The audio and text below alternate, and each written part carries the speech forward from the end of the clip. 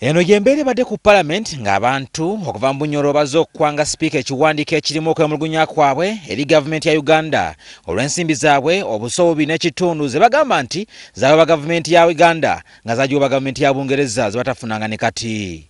Okusinziira ku kiwandiiko kye basimbudde mu biwandiiko bya minisitule y'ebyensimbi, ensimbi zaabwe zagira mu bitundu bya mirundi 3 era nga balumiza nti President Museveni yalagira gavumenti ya Bungereza eziyite ez'okuyamba ku mbalira ya Uganda zisobole okufunibwa amangu kyokka nga obukambwe bwa Bunyoro tebulaba yadde n'ennusu n'okutuusa kati. We knew that money came because even His Excellency the President told us about it on 2 occasions.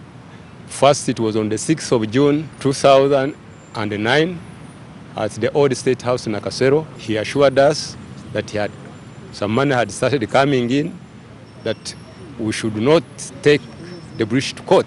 Ebintu byaitu byona bikasisikara hati tuli banaku n'abaana batulemere n'okuherera n'okwombeka tituombekere kandi galimana nunti owekitiniso ogwo byezire nasero bururu yeje yatugamba nti sente zikozereki zizire kyonka kuihobu n'okuhika hati tukuhura ntusasa turubasire tutire mu sente zaitu tuboina boine.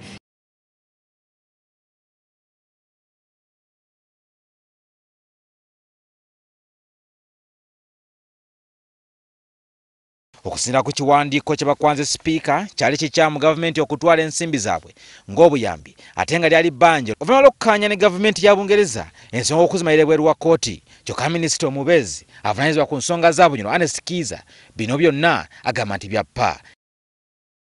We are planning a Bunyoro-wide demonstration which will involve all the districts of Bunyoro, including Kampala.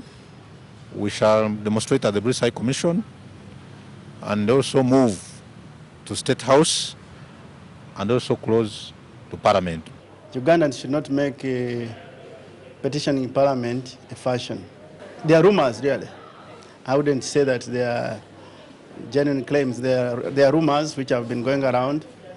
And I do not think that government can receive Bunyoro's money and keep it.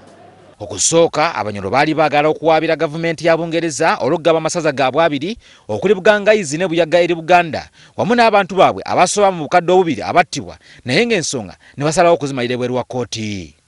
Era nga bakkiriziganya gavumenti ya Bungereza okusasula Bunyoro obukadde bwa pawunda 7 ze za Uganda obuse 2.5 ezigambibwa nti zasasulwa kyokka nga Bunyoro tefunanko yadde n'ennusu.